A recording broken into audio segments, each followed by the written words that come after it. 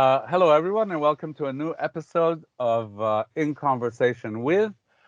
Today, I'm with Ilaria Puliti, who, aside from many other accomplishments, is a doctoral candidate at the University of Warwick. She's researching rural modernities, the politics and aesthetics of extra-urban experience in Italian cinema from the post-war to the present. But we're not going to be talking about any of that. Today, we're going to be talking about Luca. Yeah, because Luca caught both our eye. I mean, not only is it, a very enjoyable and charming Pixar film, as you'd expect, it struck both of us as really lending itself to quite potent queer readings. And it wasn't just us. I mean, here's Marco Berger, the famous director of Taekwondo and Plan B and Hawaii, writing on Instagram, because I'm a follower, and he says, Luca, or to stop hiding, to stop being persecuted, to show oneself as one is in front of others, to not be fearful, to be accepted. Does it remind you of anything? So, Ilaria, what does it remind you of?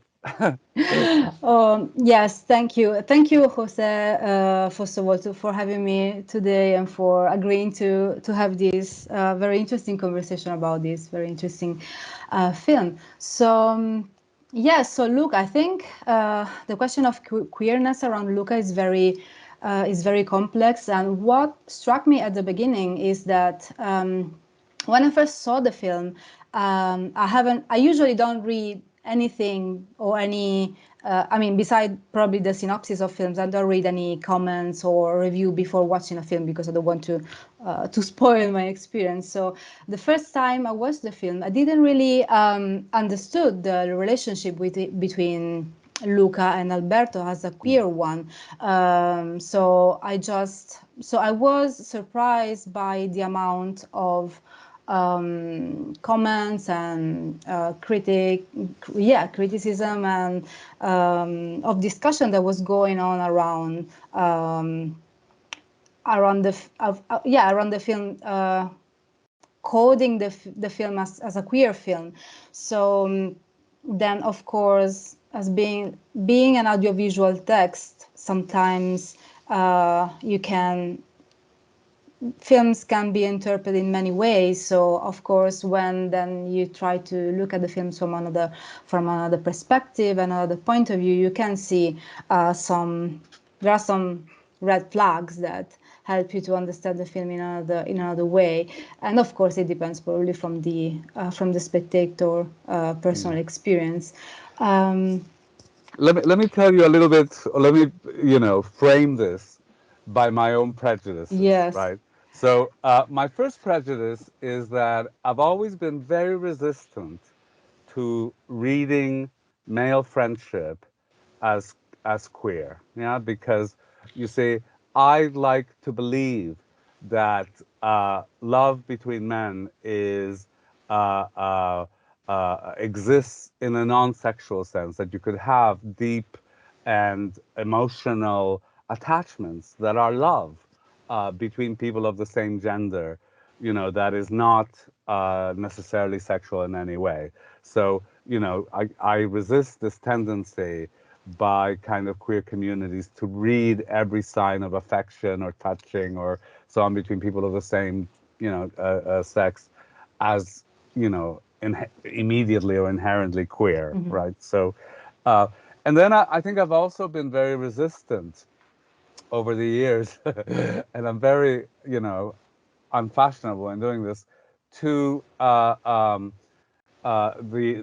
reading by people like Alex Doty, making things perfectly queer, where you can take, The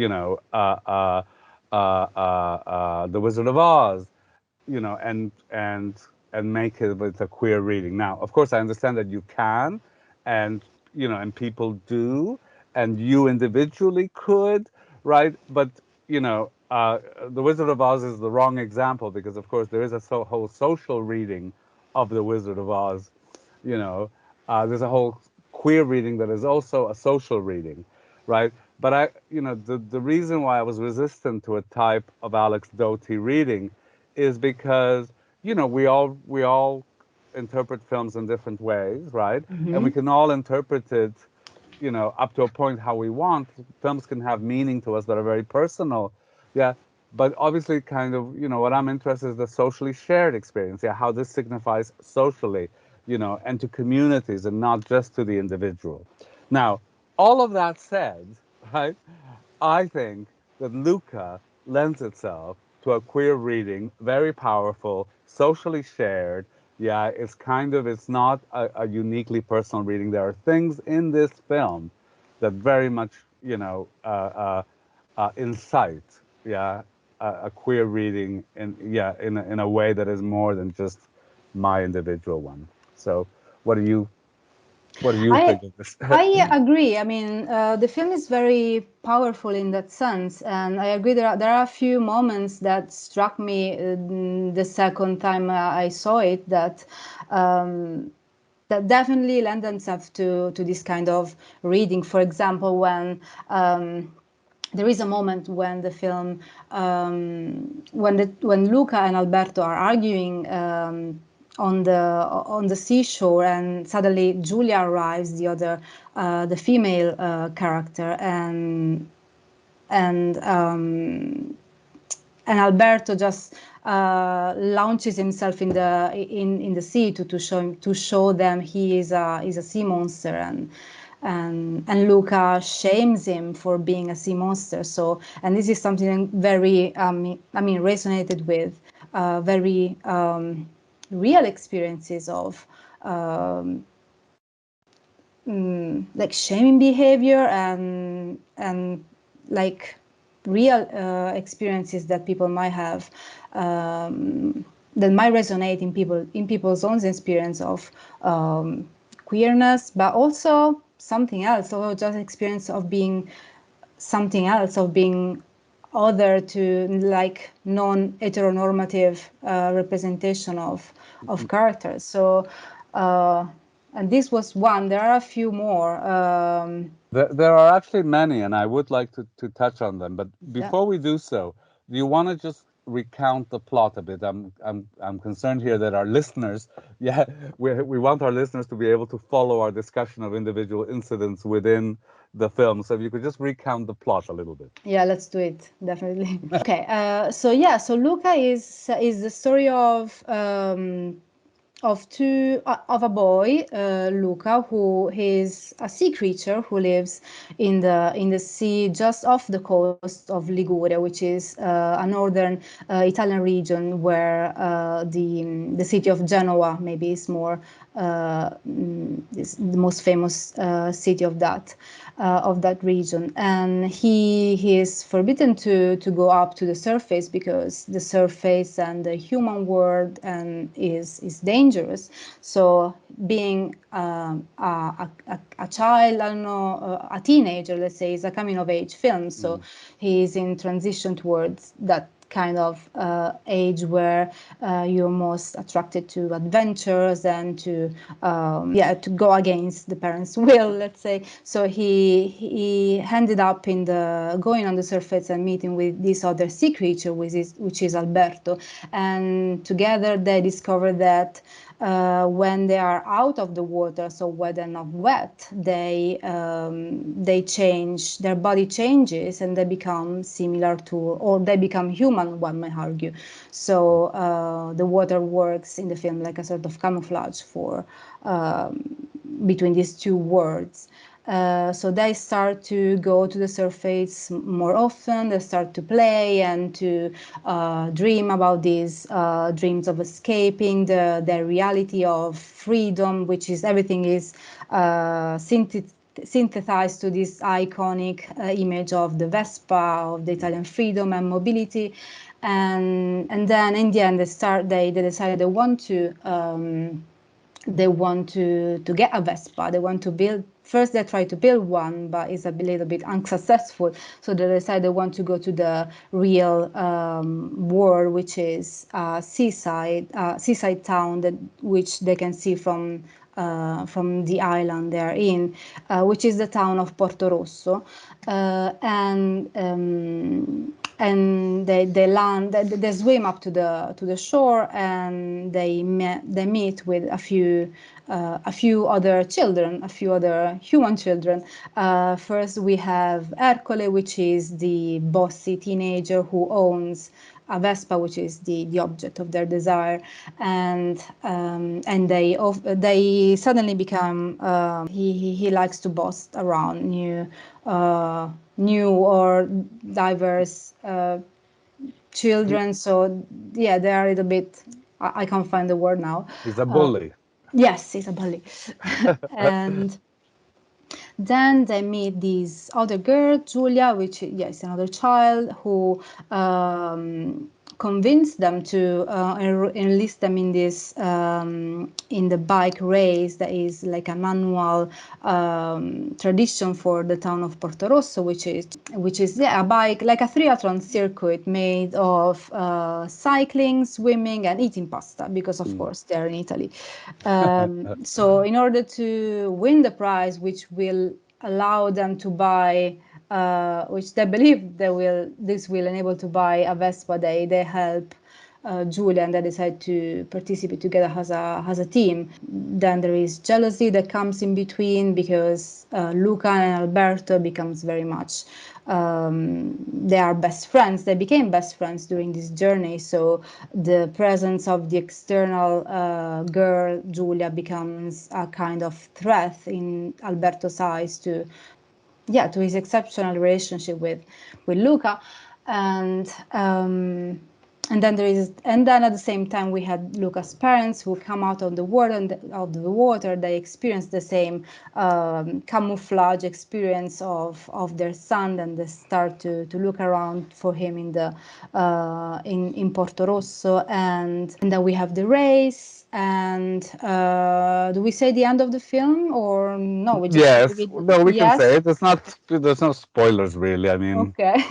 and so most people must have seen it by now, probably. So Luca and Alberto have this argument, and they split. So Luca and Julia decide to participate in the race separately. Luca in the end win the race thanks to the let's say help, to the help of Alberto, who suddenly comes back. And in the meanwhile, everyone has discovered that they are sea creatures or sea monster, because it has started to rain. So of course, with any little tiny drop of water, their camouflage is unveiled. So they, in the end, although the film seems to, the beginning seems to hint that sea creatures and sea monsters, of course, are hunted, so they're not welcomed in the town, in the human world. They are accepted, and they start a new life. Luca decides that he wants to go to school, because he wasn't used to go to school in the sea, and so he lives with Julia for Genoa, which is her hometown, while Alberto decides to stay and to help Julia's father, who is a fisherman. And we see in the closing credit that Luca continues his life in Genova, so he's very much human and urban life with Julia, whether Luca has, I suppose, a fun time in Porto Rosso with the other people. Yeah, okay, that's all we need. So let me just mention a few things that to me resonated, and made me think that this was a very queer film. So, first of all, there's the relationship between the two boys. There's a wonderful scene where one of them puts their arm around one, and the other one puts their arm around the other, right? So, there's like this kind of finding one that is like oneself, yeah, finding a friend, but a friend who understands and who is like oneself, right? So there's that moment of duality, of kind of living in a world that wants to keep you down. So in this case, the family literally wants to send him down to protect him from the tendencies he's exhibiting, which is to go into another world where he is another person, right? There's a wonderful image of the boys swimming in the ocean where, you know, as they hit the air, they become something else, right? So, you know, that also resonated, yeah, that kind of, you know, this uh, uh, uh, including in oneself various ways of being, yeah, some of which are denied or repressed or, you know, oppressed. There's a moment where they go into Porto Rosso, and the first image they see is all of these fountains and statues, and they're all of tridents. They're all of, you know, people destroying people like themselves, which is, you know, as potent an image of homophobia as I've ever seen, really. Yeah, it's a kind of a symbolization of people like you get killed here. Yeah, which I thought was very powerful. Um, then there was also the scene or the development of the friendship with Julia. Yeah, kind of, you know, very typical. And then there was also that moment you described earlier where Luca disavows or outs Alberto and betrays him, right? And then, of course, there's the reconciliation. You know, and I could go on, but this is a film of many instances which almost beg to be read queerly. So what are your thoughts? Yeah, there is. I was thinking about homophobia and how, yeah, the films definitely reinforce that this kind um, of feelings with having all the people from Porto Rosso constantly, not constantly, but quite a few times saying and repeating that they're not humans, that they're not like us. So definitely you have the element of not belonging and being something else.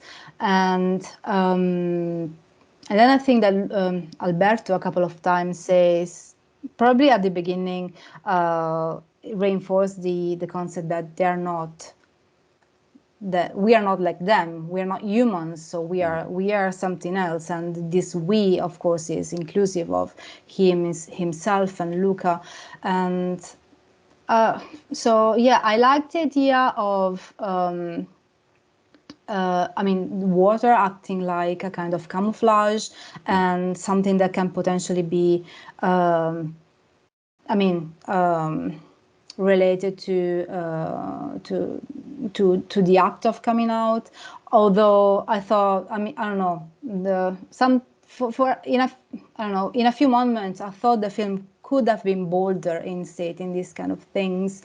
And um, and then right at the beginning, when they met on the rocks on the island, there is that funny moment when in what Alberto has on his on the mirror, on the back mirror of his just built scooter, has this picture of Marcello Mastroianni, and he winks at him. So Yes, this was a very nice, I very like nice all and of that. funny moment. Yes.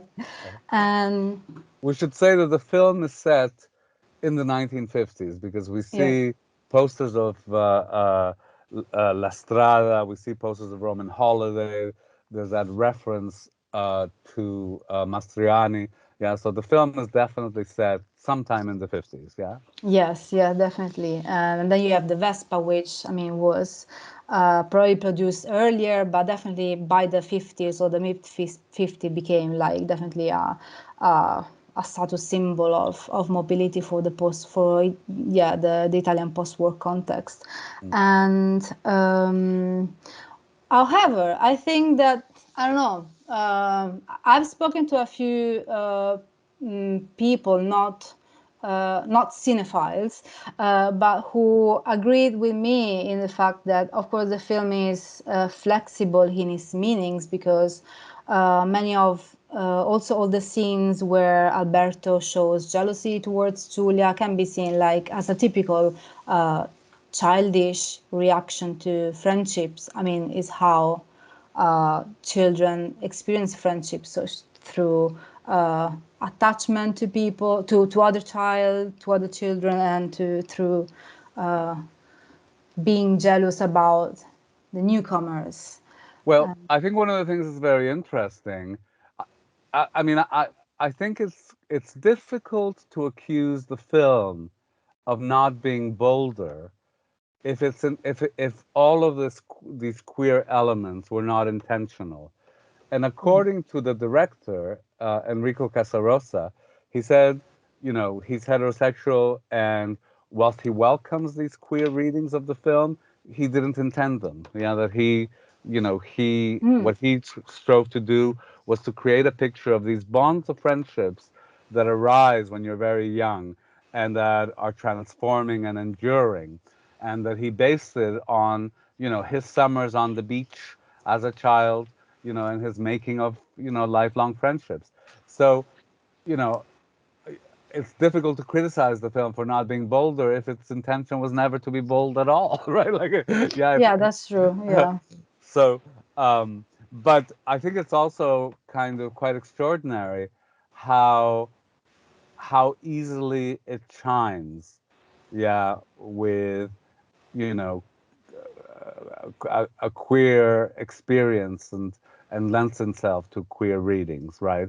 You know, this thing of, you know, hiding from others, of not being yourself, of, you know, that kind of who you are is something dangerous to others. I mean, there are some of the words that are used. I mean, you know, kind of. I remember, you know, one of the boys when the rain transformed them into fish. One of them says, "You're a monster. You're disgusting." And the word "disgusting" is one that stayed with me because that is often a word that was used, yeah, about the very idea of homosexual relationships, right?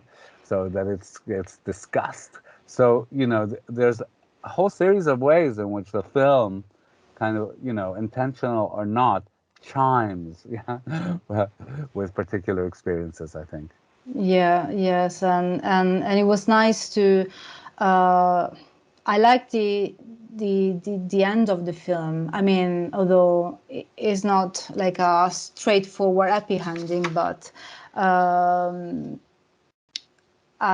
don't know. I think that in a moment like the one we are living, watching a film like this, where, of course, it's an animation film, so maybe it couldn't be intentionally too pessimistic in its final meaning, but the idea of having the townspeople accepting the sea monsters and recognizing values of community and of being kind to one another and to be accepting of any kind of diversity it was nice. It was a nice feeling. I remember when I watched it. Yes. What did you think of the character of Julia? Because I think she's key, really.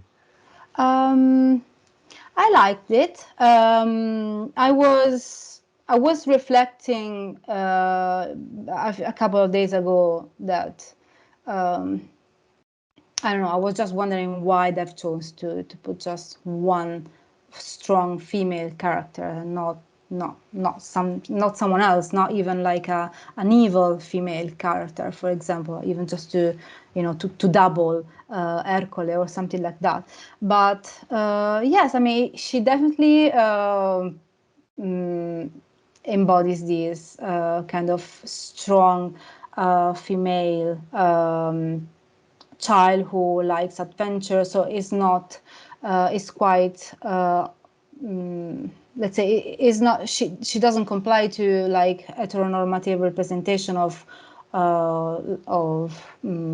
female child. So she doesn't I don't remember, she doesn't wear any gendered colored, or Yeah, she doesn't dresses. like, yes, she likes astrology and she's interested in stars, and she works as a delivery girl for her father. So he is a very strong and positive character. Yes. I think there are, I mean, aside from Julia, there's also the mother and there's also the grandmother. And I think both of those representations are equally interesting. I mean, particularly the mother who goes in search of her son, and she's obviously, you know, the powerful one in the relationship. And her way of finding out who her son is through a game of football. I mean, I think the film is very conscious of those gender stereotypes and tries to overturn or overcome them, right? And so I think it does that with the mother, and it also does that with Julia, who's a young girl who's in search of knowledge, who's very athletic, who's very competitive, who's very determined, yeah, but also who's very accepting of difference, yeah, and is the pivotal character through which, yeah, Luca finds and accepts himself and fixes his relationship with, yeah, Alberto. Yeah. So I thought Yeah. that was really interesting.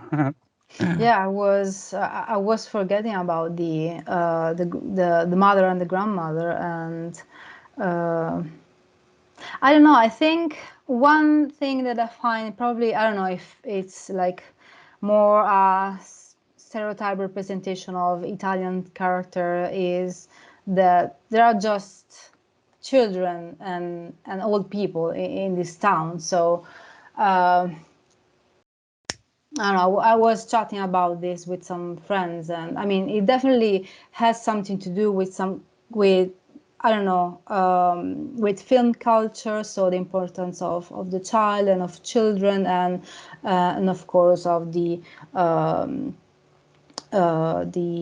older generation. So I don't know. I was surprised. I was surprised, but I wasn't surprised by not seeing, like characters that are other than teenagers, and so more grown up and adult Yes, people, or young adults, let's say. yes. That didn't bother me because, I mean, the film is about Luca, right? So it didn't bother me that that there weren't different age groups represented. In fact, I think you could see that the villain is older, yeah, and Yes. Ercole, and his buddies are older, and and they're bullying and they run the town. Did you see any significance in the name? So it's Ercole Visconti, right? Yeah, so definitely the film, I don't remember the name of the other two. One is probably Ciccio or something. Yeah. And yeah, I mean, the film plays with Italianicity in a marvelous way, and definitely with Italian culture, with Italian film culture. So yeah, Visconti, and the film, I think the film is in dialogue with, I mean, the location of Cinque Terre, though, is in northern Italy, but also the concept of the job of fishermen, and it reminds me a lot of Agitrezza and Visconti della Terra Trema. So there Yes. is a lot of there are a few like hinted references there. Yes. Um, The director mentions La Terra Trema as a direct influence. Uh, okay, yeah. yeah, and I think you could see that in a way in the milieu of the fishermen and the shots of the ocean and the rocks, and yeah, there are kind of echoes of that, I think, in the film. But the film also struck me as being in love, with the Italy of Mastriani, of film via Veneto, of the Vespa, of Mina, yeah, Yes. kind of. I mean, you're the specialist in this. What did you make of the Italianate aspects of the film? I think I like that the film is in dialogue, not just with, I mean, both with let's say mass culture and with more high culture. Mm, I don't know. I think we could argue that the film appeals both a very wide audience, so both Italian audience and also more Anglophone spectators who maybe have had an experience of Italy, which is more a touristic experience of Italy. mm. So both like an internal and an external perspective. And yeah, and there are a lot of, I was just trying to list them, but there are too many. There are a lot of references to not just of course film history, but arts and literature, and of course music. And yeah, and I was just trying to rewatch the film, just looking at all the name of the places and the toponyms of Porto Rosso, and every signs, every street names echoes like a famous author, a famous writer, or arts and paintings. And there are lots of reference to Leonardo da Vinci as well, has like probably like a forerunner Yes. of Italian design, talking about Vespa. Yeah. And One of the fishes is called Mona Lisa. yes. And so yeah, so it plays with the picturesque of Italy, of course, because being Le Cinque Terre, like a very a place that is very famous abroad for his touristic aspects and his picturesque aspect, but also with definitely with more, yeah, we could say more with high culture, so with yeah, Calvino, and Giulia's last name is actually Marcovaldo, so one of Calvino's famous novel. And yes, I liked that. Although I don't know, What I have reservations do I you have some have? yes, I have some Yeah. reservations regarding. I don't know. I just talking about Italian history and talking about how the film speaks about how the film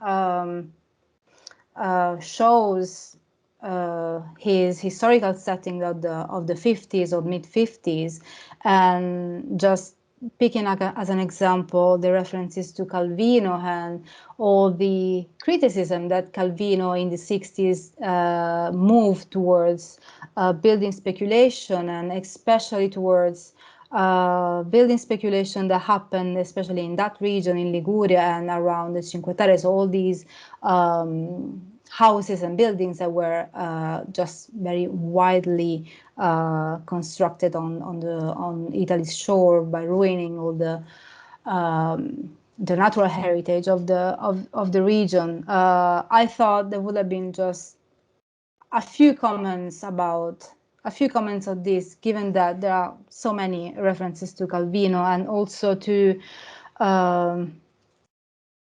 I don't know. I think the film somehow like telescopes how to the Italian history to come, about what will happen with with the 60s and the industrial development and the economic miracle, especially in that area. But I wish it was more. There were more just comments or references to that, especially because I think there is a direct there as an explicit intention to set the film in that place and in those years.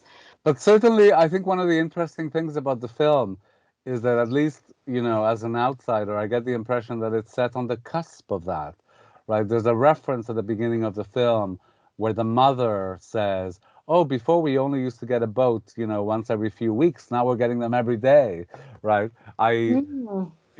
And when the yeah, when the children get into the town, you do get the sense that the town itself is living, at this moment of change. So, a way of life that is, almost from time immemorial, the fishing and so on, and yet, with a Vespa, yeah, on the way, right, with the dream of the Vespa and all that symbolizes.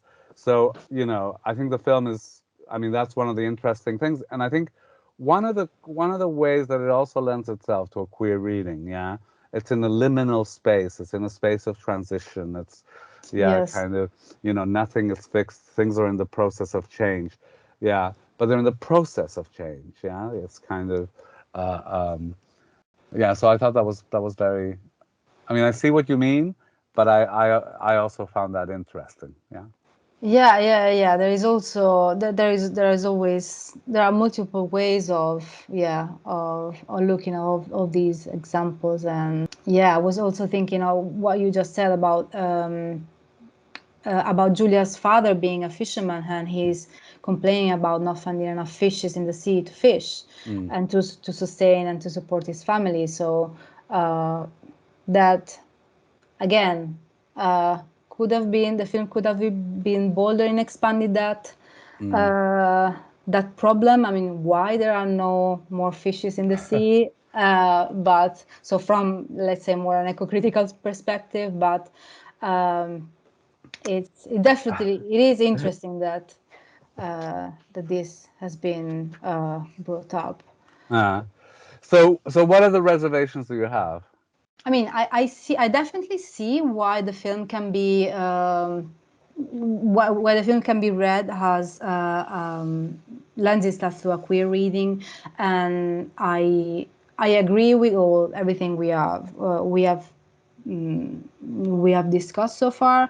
I think that, yeah, just from the point of view of the historical depth of the film, there could have been something more could have been done. But I also am aware that is a film for not just for children but also for children. So I think more importantly, it's a film that is intended for the world and not just for Italians.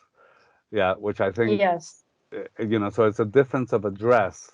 And I do think that, an engagement with all the social and political issues that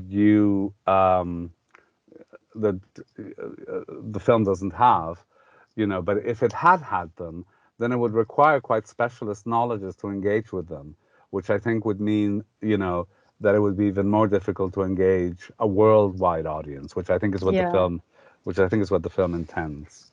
yeah.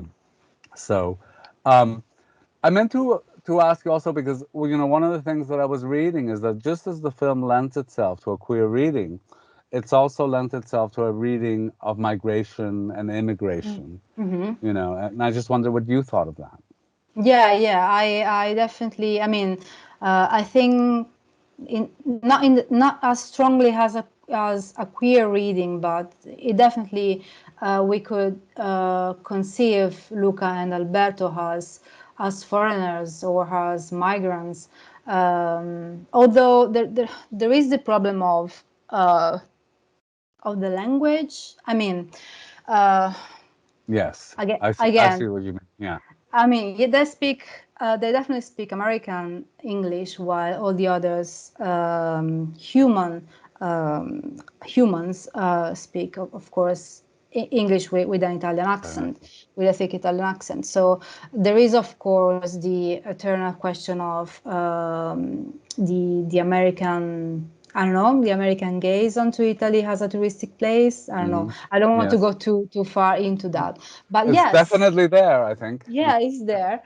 Uh, And but of course, yeah, they can be seen as migrants, and the same kind of hostility that people initially have towards them being sea monsters or being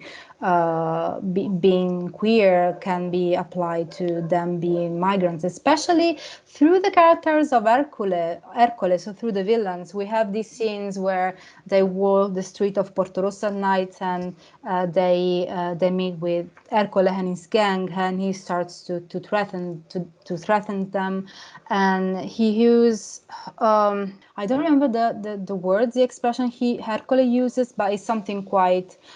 He starts to bullying them, and he is somehow coded has a mobster, no, or has as the typical Italian villain who, I don't know, in the mainstream, let's say, as a mainstream representation, may connected to Italy can be read it's as a interesting.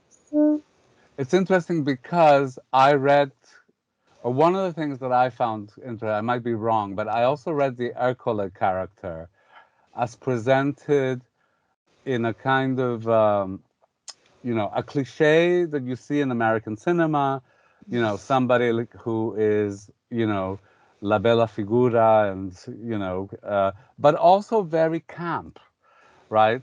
Mm. So, I mean, and by camp here, I mean playing with the form of the way that things should be and kind of, subverting them a little bit. You're meant to think that it's a stereotype of, Yes. yeah, this representation. Uh, so I thought that was, I mean, I thought that was interesting because it brings it back to the queer dimension. Is this campness intentional, or is it just a way of trying to work with the form to be funny? Yeah, I couldn't Yeah. quite decide. But it definitely, if you think again of if you think again about language, so um, you can definitely see the films also through this lens, because as they arrive on on Porto Rosso, they start to just saying these expressions, they're just repeating them or parroting these swear words in Italy who doesn't mean anything, or they're just said out of context. And so how, yeah, it might be in a similar way how a person who is not um, who doesn't live in the place or in the country would probably uh, do or try to do in order to communicate and um, to mix with the locals. Okay. I see we're getting to almost 15 minutes. So, Okay. are there maybe a couple of last things that you want to mention? Like why is this film so interesting, not only in relation to a queer reading, but beyond that? Yeah, I mean, it definitely has like an appeal for if not a world audience, but definitely a Western audience, especially people who are interested in not just Italian cinema and all the references to Italian film history, but also to Italy as a whole. So language, art, and literature. It definitely has been very carefully designed. The film. There's a lot of details in the textures of just the clothes, or I don't know, this obsession that I cannot understand with laundry lines across the buildings. And um, and yeah, there are very nice details that emerge from the film. And yeah, the film is very pretty. It's Yes. beautiful. Well, and I think that's one of the many reasons to see it actually, because it's so interesting that this lovely, charming, very pretty coming of age film that is so delightful. Yeah, it's so in many ways it's kind of like an archetypal Pixar film or something. And on the other hand, you know, it can be seen very much as a queer film. And those two things are not what one usually places together. Yeah. And I think that's one of the reasons why I find the film so interesting. Um, yeah. All right, Ilaria. Well, thank you very much. That was kind of really interesting. And I really appreciate you coming on to the podcast. Thank you very much, Thank Ilaria you. Puliti. Thank you, Jose.